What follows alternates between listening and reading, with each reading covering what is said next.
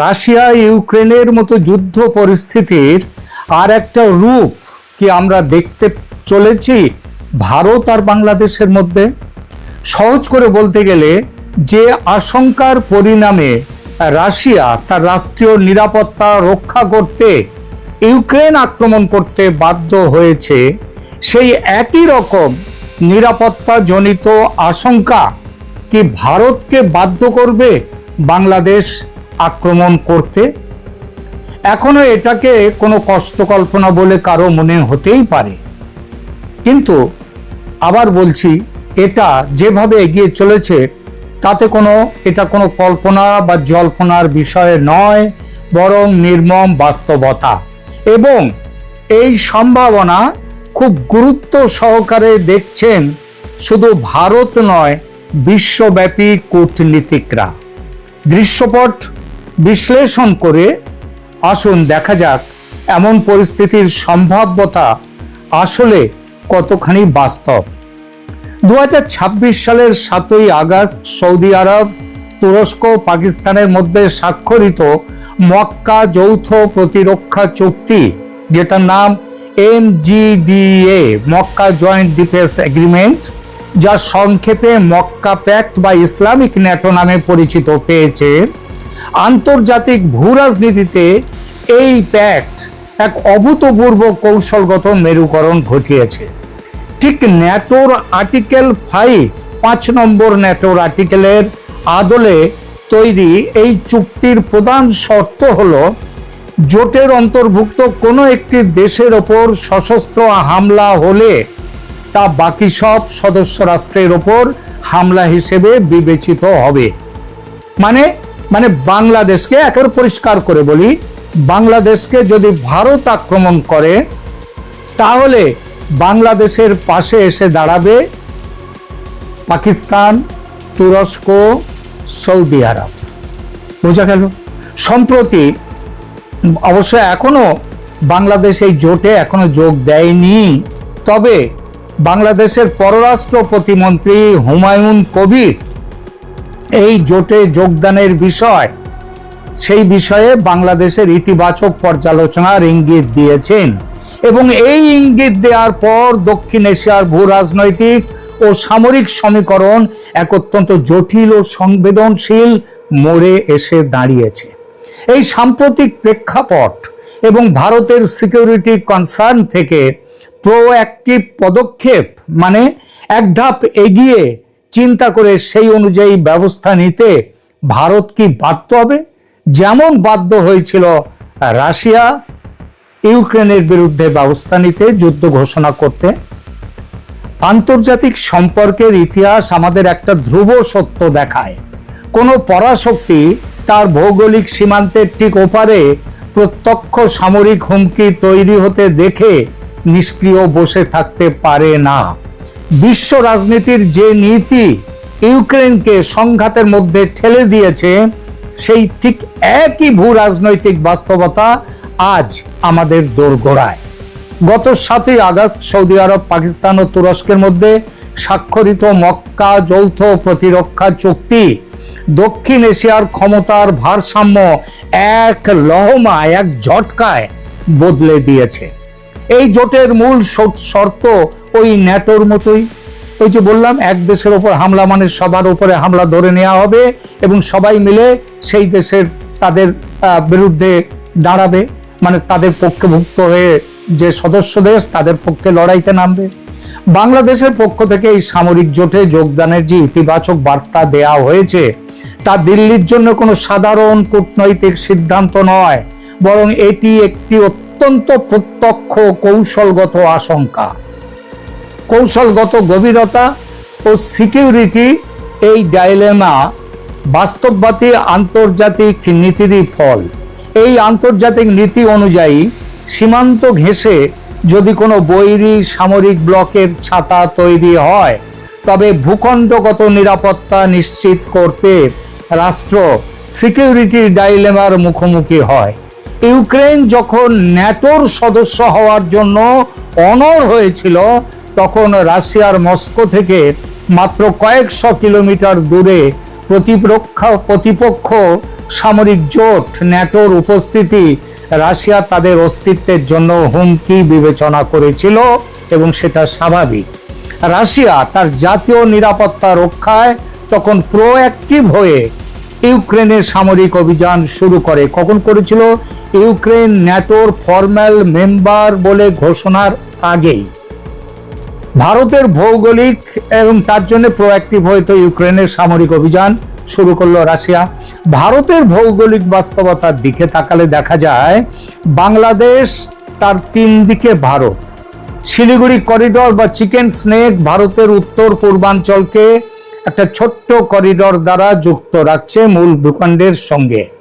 এমন একটা স্পর্শকাতর ভৌগোলিক অবস্থানে যদি পাকিস্তান ও তুরস্ক সমর্থিত যৌথ প্রতিরক্ষা জোটের উপস্থিতি ঘটে বাংলাদেশে, তবে তা ভারতের স্ট্র্যাটেজিক ডেপথ বা কৌশলগত গভীরে সরাসরি আঘাত হানে। ফলে প্রোঅ্যাক্টিভ পদক্ষেপ ঠিক রাশিয়া যেমন করেছে ইউক্রেনে, ঠিক সেই একই রকম ভাবে পদক্ষেপ নিতে বাধ্য হতে পারে এবং বাধ্য হবে ভারত। এই কারণগুলো কি? দেখুন, সামরিক ভারসাম্যের বিলুপ্তি, পাকিস্তান ও তুরস্কের মতো সামরিক বাহিনীর সাথে যৌথ প্রতিরক্ষা চুক্তিতে বাংলাদেশের অন্তর্ভুক্তি বঙ্গোপসাগর ও ভারতের পূর্ব সীমান্তে এক নতুন সামরিক জোট তৈরি করতে চলেছে, এটা বলাই ভালো অন্তত এই মুহূর্তে। তবে সেটা বাস্তব, কারণ আগেই বলেছি হুমায়ুন কবির বাংলাদেশের পররাষ্ট্র প্রতিমন্ত্রী, তিনি বলেছেন তারা যোগদান করবেন। এরপরে আসুন, ইউক্রেন যুদ্ধের শিক্ষা হলো হুমকি পুরোপুরি রূপ নেওয়া পর্যন্ত অপেক্ষা করা মানে আত্মঘাতী হওয়া। নিজের সার্বভৌমত্ব অটুট রাখতে রাশিয়া তাই ন্যাটোর অন্তর্ভুক্তি হওয়ার আগেই, ইউক্রেন ন্যাটোতে যোগ দেওয়ার আগেই রাশিয়া এগিয়ে গিয়েছিল এবং সেটা তার সার্বভৌমত্ব অটুট রাখতে ভারতও কি তাহলে বাধ্য হবে সীমান্ত সুরক্ষিত করতে রাশিয়ার মতো প্রতিরোধমূলক সামরিক বা রাজনৈতিক ব্যবস্থা নিতে? এরপরে আসুন আঞ্চলিক পরাশক্তির সেই বিষয়টি। যে কোনো বৃহৎ শক্তি তার নিজস্ব প্রভাব বলয়ে প্রতিপক্ষ কোনো জোটের ঘাঁটি বা চুক্তি সহ্য করে না। ক্যারিবীয় সংকট, ক্যারিবিয়ান বা ইউক্রেন সংকট, সব ক্ষেত্রেই পরাশক্তিগুলো প্রোঅ্যাক্টিভ ভূমিকা নিয়েছে। ইতিহাস আমাদের শিক্ষা দেয় এবং সতর্ক করে যে উস্কানিমূলক সামরিক মেরুকরণ কখনো শান্তি আনে না। বাংলাদেশ যদি এই সামরিক জোটের অংশ হতে চায়, তবে তা ভারতের নিরাপত্তা কৌশলকে চরম পদক্ষেপের দিকে অর্থাৎ যুদ্ধের দিকে ঠেলে দেবেই। জাতীয় অস্তিত্ব ও সীমানা রক্ষায় ভারত রাশিয়ার মতো প্রোঅ্যাক্টিভ ভূমিকা নিতে বাধ্য হবে, এই সম্ভাবনা কোনো অনুমান নয়, এটি আন্তর্জাতিক রাজনীতি ও সামরিক কৌশলের এক নির্মম বাস্তবতা। রংপুর অক্ষ থেকে বিচ্ছিন্ন করে শিলিগুড়ি করিডর প্রশস্ত করা এবং চট্টগ্রাম উপকূল বিচ্ছিন্ন করে বাংলাদেশকে ল্যান্ডলকড রাষ্ট্রে পরিণত করার এই দ্বিমুখী সামরিক কৌশলটি ভূ রাজনৈতিক ও সামরিক বিশ্লেষকদের একটা চরম তাত্ত্বিক মডেল, এবং ভারত এই মডেল নিয়ে চর্চা শুরু করেছে গত বছর থেকে, যখন অসমের মুখ্যমন্ত্রী হিমন্ত বিশ্ব শর্মা বলেছিলেন যে বাংলাদেশ ভারতের চিকেন স্নেক বা শিলিগুড়ি করিডর নিয়ে তারা নজর দিচ্ছে, চীনকে ডাকছে ওটা কেটে নিয়ে যাতে উত্তর পূর্ব ভারতকে বিচ্ছিন্ন করা যায়। এসব পরিকল্পনাগুলো বাংলাদেশ দেখিয়েছে এই মডেলটা। আর এই মডেলটা সেইটা যদি এখন ভারতও যদি বলে, তখন কি বলেছিলেন হিমন্ত বিশ্ব শর্মা? বলেছিলেন যে ভারতের একটা চিকেন নেকের দিকে তোমরা নজর দিচ্ছ, তোমাদের দুটো চিকেন নেক আছে। এই দুটো চিকেন নেকের একটা হচ্ছে রংপুর আর একটা হচ্ছে চট্টগ্রাম, এই দুদিকে। আর এই দুটোকে বিচ্ছিন্ন করলে কি হবে? বাংলাদেশকে একটা ল্যান্ডলকড রাষ্ট্রে, মানে যার চারদিকে জমি ভূখণ্ড, মানে সমুদ্রে যাওয়ার জায়গাটা থাকবে না। এবং এই দ্বিমুখী সামরিক কৌশলটা ভূ রাজনৈতিক ও সামরিক বিশ্লেষকদের তাদের মাথায় এখন এসেছে। এই পরিস্থিতি তৈরি হলে উভয় দেশের ক্ষেত্রে কি ধরনের অর্থনৈতিক ও কৌশলগত সমীকরণ তৈরি হবে তার একটা ছোট্ট বিবরণ নিচে দিচ্ছি। প্রথমে বলি বাংলাদেশের সম্ভাব্য ক্ষয়ক্ষতি কি হবে। দেখুন, অর্থনৈতিক ধস ও আন্তর্জাতিক বাণিজ্যের অবরুদ্ধ হয়ে যাবে বাংলাদেশ। বাংলাদেশের আন্তর্জাতিক বাণিজ্যে বিশেষ করে তৈরি পোশাক রপ্তানি ও কাঁচামাল আমদানি তার 90% বেশি সম্পন্ন হয় চট্টগ্রাম ও মংলা সমুদ্র বন্দরের মাধ্যমে। সমুদ্র প্রবেশ অধিকার হারালে বাংলাদেশ সম্পূর্ণভাবে প্রতিবেশীদের ট্রানজিটের উপর নির্ভরশীল হয়ে পড়বে, অনেকটা নেপাল এবং ভুটানের মতো, এবং রপ্তানি ভিত্তিক অর্থনীতি তাৎক্ষণিকভাবে অচল হয়ে যাবে বাংলাদেশে। এরপরে আসুন, জ্বালানি ও খাদ্য নিরাপত্তায় কি সংকট দেখা দেবে। বাংলাদেশ তার প্রয়োজনীয় অপরিশোধিত জ্বালানি তেল, এলএনজি, ভোজ্য তেল এবং খাদ্যশস্যের বিশাল অংশ সমুদ্রপথে আমদানি করে চট্টগ্রাম দিয়ে। সমুদ্রপথ বন্ধ হলে দেশটিতে তীব্র জ্বালানি ঘাটতি ও মহামারী আকারের মুদ্রাস্ফীতি দেখা দেবেই। তৃতীয়ত, ব্লু ইকোনমি মানে সামুদ্রিক যে ইকোনমি, সামুদ্রিক সার্বভৌমত্ব যেটা এখন বাংলাদেশের আছে সেটা হারিয়ে যাবে। বঙ্গোপসাগরের 200 নটিক্যাল মাইলের এক্সক্লুসিভ ইকোনমিক জোনে থাকা বিপুল মৎস্য সম্পদ, প্রাকৃতিক গ্যাস এবং উদীয়মান সামুদ্রিক অর্থনীতির ওপর বাংলাদেশের কোনো অধিকার আর থাকবে না। এরপরে আসুন, ভূ রাজনৈতিক কৌশলগত পরাধীনতা। ল্যান্ডলকড রাষ্ট্রে পরিণত হলে বাংলাদেশ হয়ে যাবে আর এক নেপাল বা ভুটান, এবং যে কোনো আন্তর্জাতিক নীতির ক্ষেত্রেই বাংলাদেশকে চতুর্দিকে ঘিরে থাকা শক্তির ওপর 100% নির্ভরশীল হয়ে থাকতে হবে, মানে ভারতের ওপর, যা বাংলাদেশের স্বাধীন পররাষ্ট্রনীতির অস্তিত্বকে বিলুপ্ত করে দেবে। এবার ভারতের কৌশলগত লাভটা দেখুন, চিকেন স্নেক বা শিলিগুড়ি করিডোরের স্থায়িত্ব বেড়ে যাবে। ভারতের মূল ভূখণ্ডের সাথে উত্তর পূর্বাঞ্চলের 8টি রাজ্যকে যুক্ত রাখা কৌশলগত শিলিগুড়ি করিডোর মাত্র 21 কিলোমিটার চওড়া, কিছু কিছু জায়গায় সামান্য জায়গায়, যা ভারতের নিরাপত্তার সবচেয়ে দুর্বলতম স্থান। রংপুর অঞ্চলের ওপর নিয়ন্ত্রণ বা প্রভাব বিস্তার করা গেলে এই করিডোর ওই 20 কিলোমিটার 25 কিলোমিটার থেকে 100 কিলোমিটার চওড়া হয়ে যাবে এই করিডোর, যা চীন বা অন্য কোনো বৈরী শক্তির সামরিক হুমকির সুযোগ চিরতরে বন্ধ করে দেবে। এরপর আসুন বঙ্গোপসাগরের নৌ আধিপত্যের বিষয়ে। চট্টগ্রাম বিচ্ছিন্ন হলে বঙ্গোপসাগরের উত্তর অঞ্চলে ভারতের ইস্টার্ন নাভাল কমান্ডের একক সামরিক কর্তৃত্ব প্রতিষ্ঠিত হবে। এর ফলে এই অঞ্চলে অন্য কোনো পরাশক্তি বা বৈরী জোটের নৌঘাঁটি নির্মাণের সম্ভাবনা পুরোপুরি শেষ হবে। এছাড়া উত্তর পূর্ব ভারতের মধ্যে যোগাযোগ ব্যবস্থা বিশালভাবে উন্নত হবে। ত্রিপুরা, মিজোরাম ও আসামের সাথে কলকাতার লজিস্টিক দূরত্ব বহুলাংশে কমে আসবে এবং নদী ও সড়ক পথে ভারতের অভ্যন্তরীণ সরবরাহ রুট পুরোপুরি সুরক্ষিত হবে।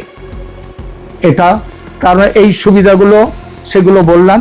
এরপরে আসুন, একটি রাষ্ট্রকে সমুদ্রপথ থেকে বিচ্ছিন্ন করা মানে তার সার্বভৌম রাষ্ট্র হিসেবে টিকে থাকার অর্থনৈতিক শক্তি যেটা, সেটাকে পঙ্গু করে দেয়া।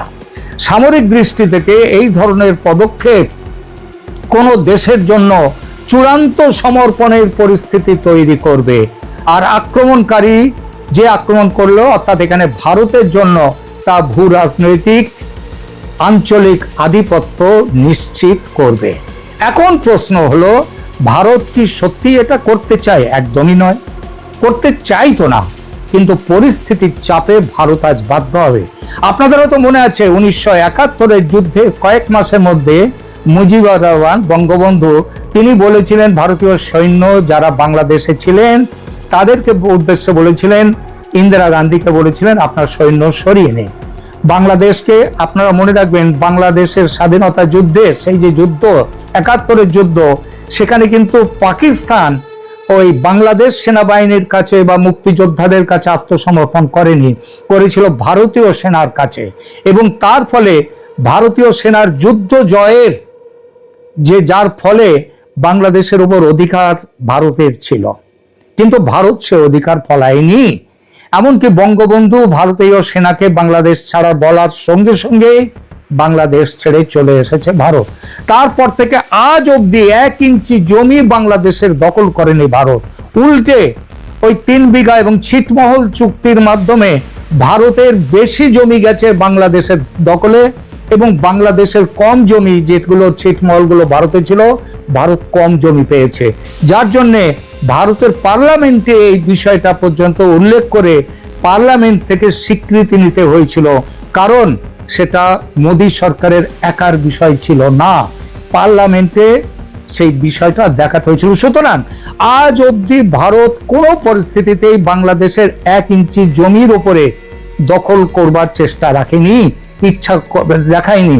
কিন্তু আজ নিজের সিকিউরিটি রক্ষা করবার জন্য এবং ঘরের পশ্চিমে, ভারতের পশ্চিমে পাকিস্তান, সেই পাকিস্তান তুরস্ক এবং সৌদি আরবকে নিয়ে আবার পূর্ব দিকে বাংলাদেশে এসে ঘাঁটি গাড়বে, নিশ্চিতভাবে ভারতের অস্তিত্বের জন্য, সিকিউরিটির জন্য একটা বিরাট ভয়। এবং এই আশঙ্কা থেকেই আজকে ভারত এই জিনিসটি ভাবছে।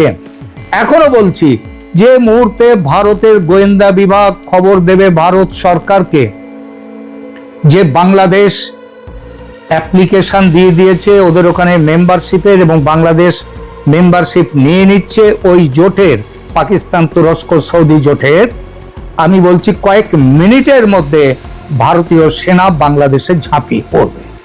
ভারত ব্যবস্থা তৈরি রেখেছে পুরো উত্তর পূর্ব ভারতে, এবং কলকাতা যার হেডকোয়ার্টার, সেখানটায় পুরো ব্যবস্থা ভারতের তৈরি। একটা শুধু গো বলা, তারপরেই ঝাঁপিয়ে পড়বে ভারত। আমরা আশা করব বাংলাদেশ আমাদের পুরনো বন্ধু, আমাদের ভাইয়ের মতো, আমরা তাদের সাথে কোনো রকম, ভারত তাদের বিরুদ্ধে কোনো রকম কোনো কাজ তারা করেনি আজ পর্যন্ত। সুতরাং এখন যেন তারা করতে না বাধ্য হয়, এটা দেখার দায়িত্ব তারেক রহমানের সরকারের। যেভাবে মোহাম্মদ ইউনূস ভারতের বিরোধিতা করে গেছেন, যেভাবে তারেক রহমান ভারতকে পদে পদে অপমান করছেন, এবং এই অপমানটা কেন ভারত ভালোবাসা দেখাতে গিয়েছিল সেইটাকে ভারতের দুর্বলতা ভেবে তারেক রহমান ভারতের বিরুদ্ধাচরণ করছে, এটা বেশি দিন ভারত আর সহ্য করবে না বলে দিলাম। ভারতের থিঙ্ক ট্যাঙ্ক যারা আরএসএস, তারা ইতিমধ্যেই বলে দিয়েছেন অনেক সহ্য করা হয়েছে বাংলাদেশের এই ভারত বিরোধী শক্তিকে, কিন্তু আর নয়, এবার ঝাঁপিয়ে পড়ার দিন আসছে। বাংলাদেশে আজকে একটি ঘটনা আমরা দেখলাম। ঘটনাটি হচ্ছে, তারেক রহমান বাংলাদেশের প্রধানমন্ত্রী, তিনি লন্ডন থেকে কিছু মানুষকে কুড়িয়ে নিয়ে গেছেন। এই কুড়িয়ে পাওয়া হিরে, এই মুক্তগুলো তিনি বাংলাদেশে নানানভাবে তাদেরকে বিভিন্ন জায়গায় পোস্ট পদবি দিয়ে, মন্ত্রিত্ব দিয়ে বসানোর চেষ্টা করছেন। অসুবিধা নেই, সারা পৃথিবীর বাঙালিরাই যদি কাজ করার যোগ্য হয় তারা কাজ পেতে পারে, মন্ত্রিত্ব পেতে পারে, এমপি হতে পারে। কিন্তু বাংলাদেশের যে সংবিধান, বাংলাদেশের যে আইন তাকে প্রধানমন্ত্রী হওয়ার সাহায্য করেছে, যে আইন তাকে প্রধানমন্ত্রী বানিয়েছে, সে আইনটিকে কিন্তু শ্রদ্ধা করতে হবে। আপনারা জানেন, বাংলাদেশের কোনো এমপি অথবা মন্ত্রী হতে হলে পৃথিবীর যে দেশের নাগরিক হন, বাংলাদেশের নাগরিকের পাশাপাশি অন্য নাগরিকত্ব যেটা আপনার রয়েছে সেটাকে আপনার সারেন্ডার করতে হবে। কিন্তু এই যে পররাষ্ট্রমন্ত্রী বানালেন, পররাষ্ট্র প্রতিমন্ত্রী বানাইলেন হুমায়ুন কবির নামে লন্ডনের এক ভদ্রলোক, তাকে আমি চিনি, লন্ডনে দেখেছি, বহু অনুষ্ঠান হয়েছে, বহু জায়গায় দেখেছি। কিন্তু তিনি একজন ক্লিয়ার ব্রিটিশ নাগরিক, 2.5 বছর বয়সে ব্রিটেনে এসেছিলেন। এই গত 30-40 বছর থেকে তিনি লন্ডনেই বসবাস করছেন। এখন তিনি বাংলাদেশে মন্ত্রী হয়েছেন, অসুবিধা নেই। দেশ যারা চালাচ্ছে তারা যদি মনে করে মন্ত্রী, কিন্তু আইনকে বাদ দিয়ে নয়। তাকে জিজ্ঞেস করা হয়েছিল, আপনি কি আপনার ব্রিটিশ নাগরিকত্ব বাদ দিয়েছেন, সারেন্ডার করেছেন? তিনি যে অসহিষ্ণুতা এবং যে মূর্তি দেখালেন সাংবাদিকদেরকে, মানুষকে, সেটা কিন্তু লজ্জার এবং অপমানের। সেটি রাষ্ট্রের আইনকে তিনি বিদ্যাঙ্গুলি দেখালেন।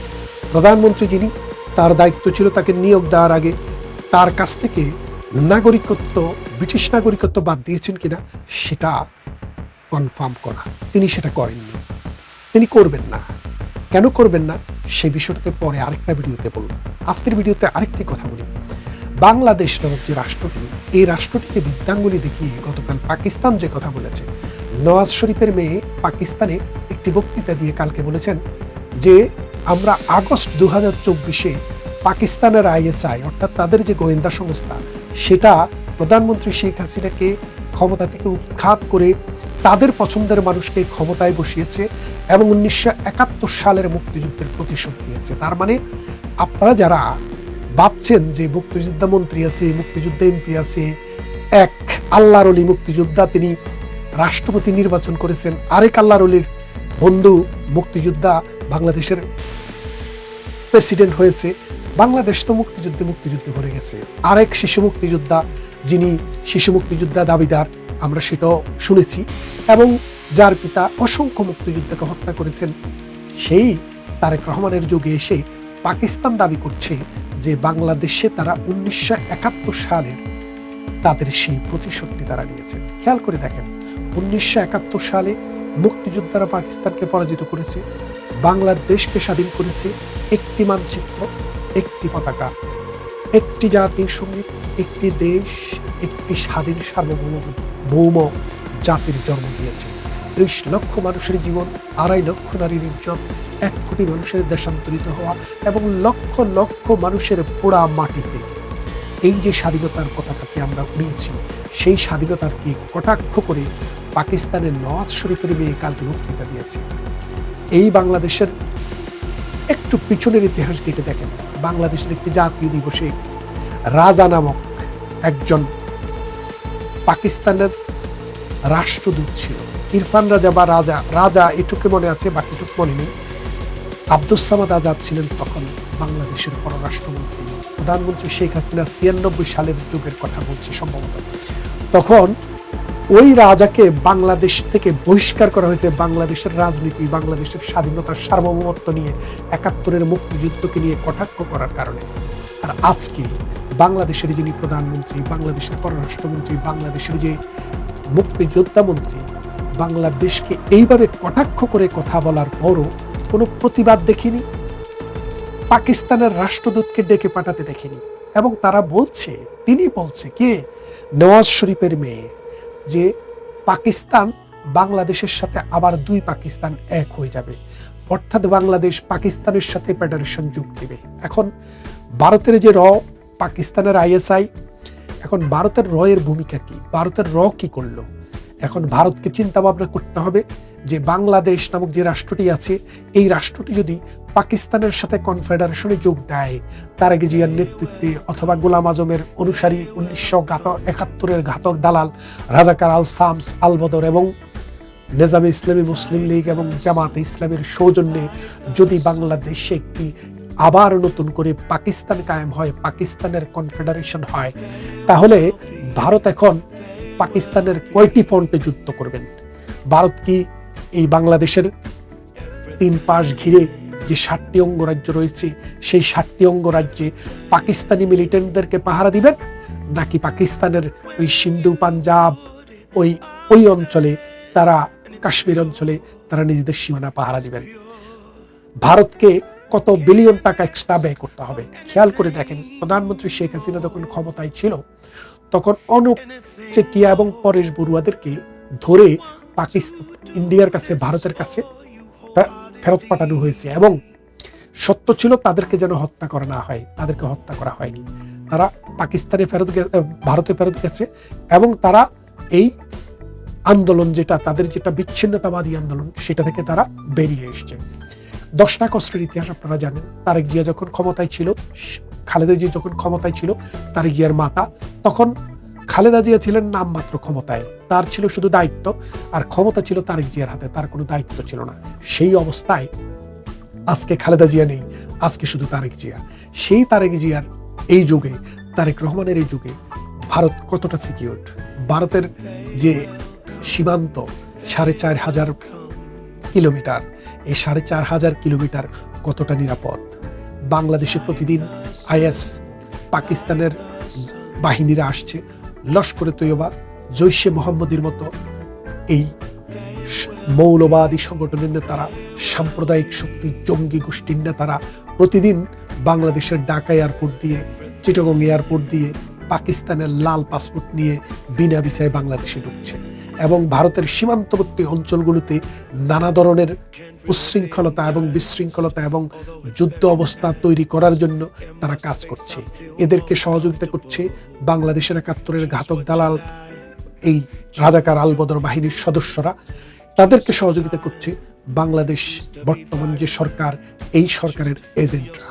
এখন সিদ্ধান্ত নিতে হবে ভারতকে, তারা এটাকে বাংলাদেশ দেখতে চায় নাকি পাকিস্তান দেখতে চায়।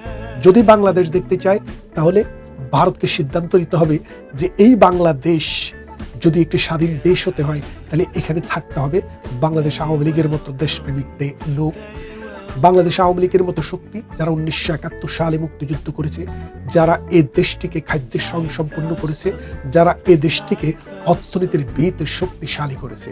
কিন্তু এখন ইতিহাসের এক গৌর আমানিশায় বাংলাদেশ আওয়ামী লীগের কার্যক্রম বাংলাদেশে নিষিদ্ধ রয়েছে। ঠিক এমনি অবস্থায় পাকিস্তান আস্ফালন দিচ্ছে। কি আস্ফালন? যে তারা বাংলাদেশকে পাকিস্তানের অংশ করে ফেলবে এবং ২০২৪-এর আগস্ট মাসে তাদের আইএসআই মানে পাকিস্তান বাহিনীর যে জঙ্গি গোষ্ঠী, তাদের যে সেনাবাহিনীর যে গোয়েন্দা বিভাগ, সেই বিভাগ শেখ হাসিনাকে উৎখাতের জন্য ইউনিসের সাথে আমেরিকার সাথে কোলাবোরেট করে তারা সাকসেসফুল হয়েছে। এখন তাদের দ্বিতীয় মিশন হচ্ছে পাকিস্তানের সাথে বাংলাদেশকে একটি কনফেডারেশনে জয়েন করে এটাকে পাকিস্তানের অংশ করে নেওয়া এবং ভারতের পূর্বাঞ্চলীয় যে রাজ্যগুলো রয়েছে সেই রাজ্যগুলো দিয়ে ভারতকে বিচ্ছিন্ন করার একটা চেষ্টা করা। এখন ভারতের দায়িত্ব নিয়ে কাজ করতে হবে, কারণ ভারত যদি এখনই যদি এর প্রতিকার না করে, ভারত যদি এখনই কার্যকর ব্যবস্থা না করে, তাহলে ভবিষ্যতে বাংলাদেশ তথা এই দক্ষিণ পূর্ব এশিয়ার এই দ্বার এক বিপদ মরণ ফাঁদ হয়ে দাঁড়াবে ভারতের জন্য এবং বাংলাদেশের প্রগতিশীল মানুষের জন্য, মুক্তিযুদ্ধপ্রেমী মানুষের জন্য। আপনারা দেখেন যে ভারত দিন দিন এগিয়ে যাচ্ছে গণতন্ত্রের দিকে, অর্থনীতির মুক্তির দিকে, অসাম্প্রদায়িক চেতনার এই দেশটি আস্তে আস্তে পুরো পৃথিবীতে আইকনে পরিণত হচ্ছে। আর অন্যদিকে পাকিস্তান পৃথিবীর সবচাইতে নিকৃষ্টতম একটা রাষ্ট্রে পরিণত হয়েছে। এই রাষ্ট্র জঙ্গি উৎপাদন করে, এই রাষ্ট্র ভিক্ষুক উৎপাদন করে, পৃথিবীর নানা দেশে গিয়ে তাদের লোকেরা ভিক্ষে করে, কিন্তু ভারতের লোক কর্ম করে খায়। ঠিক এমনি অবস্থায় বাংলাদেশ ভারতের বন্ধু ছিল, কিন্তু আজকে ভারতকে বাংলাদেশের বর্তমান সরকার একটি শত্রু রাষ্ট্রের তালিকায় ফেলে দিয়েছে। ভারতও বাংলাদেশকে একটি শত্রু রাষ্ট্রের তালিকায় ফেলে দিয়েছে। এর ফলে এই দুটি দেশের মধ্যে যে টানাপোড়েন চলছে, এই টানাপোড়েনের ভেতর দিয়ে পাকিস্তান নিচ্ছে একটা সুবিধা, আর সেই সুবিধায় বাংলাদেশের ৭১-এর মহান মুক্তিযুদ্ধকে কলঙ্কিত করে আরেকবার নতুন করে একটি জঙ্গি রাষ্ট্র জন্ম হওয়ার সাধনায় তারা রত।